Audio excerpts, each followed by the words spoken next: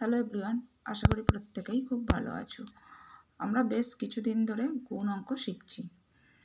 আজ আমরা কিছু সমাধানের অঙ্ক শিখব। তোমরা তোমাদের অঙ্ক বইয়ে 69 নম্বর পৃষ্ঠায় চলে এসো। দেখো এখানে কী ধরনের অঙ্ক রয়েছে।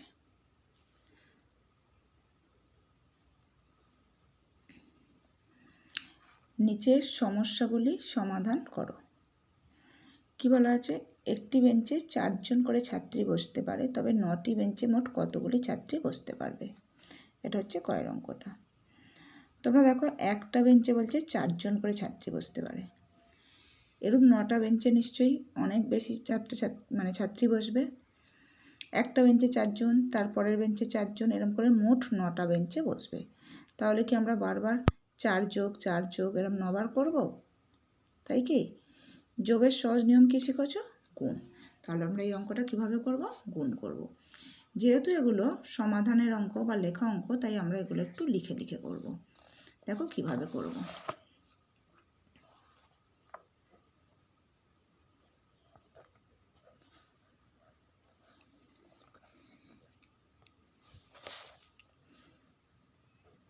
একটি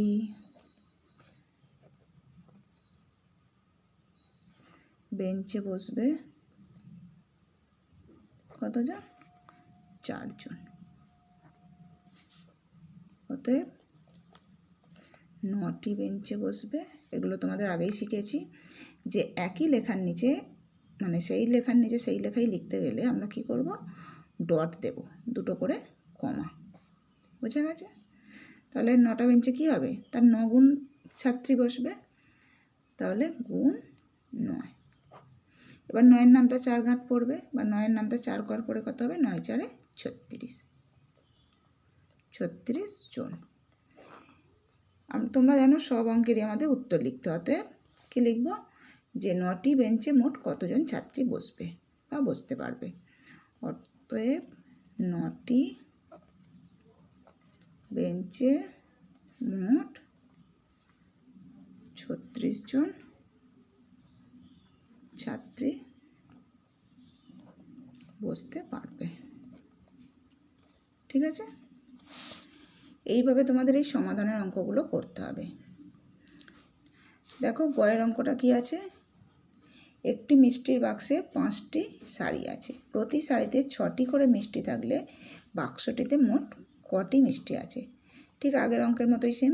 5টি শাড়ি, এক একটা বাক্সে 6টি করে মিষ্টি, এক একটা শাড়িতে 6টি করে মিষ্টি। নিশ্চয়ই এটাও বুঝতে পারছো কীভাবে করবে। বারবার যোগ না করে আমরা কি শিখেছি? গুণ করা শিখেছি। তাই এটাও তোমাদের গুণ করতে হবে। এইভাবে তোমাদের বাকি অঙ্কগুলো করতে হবে। আশা করি অঙ্কগুলো পড়ে পড়ে করতে অসুবিধা হবে না।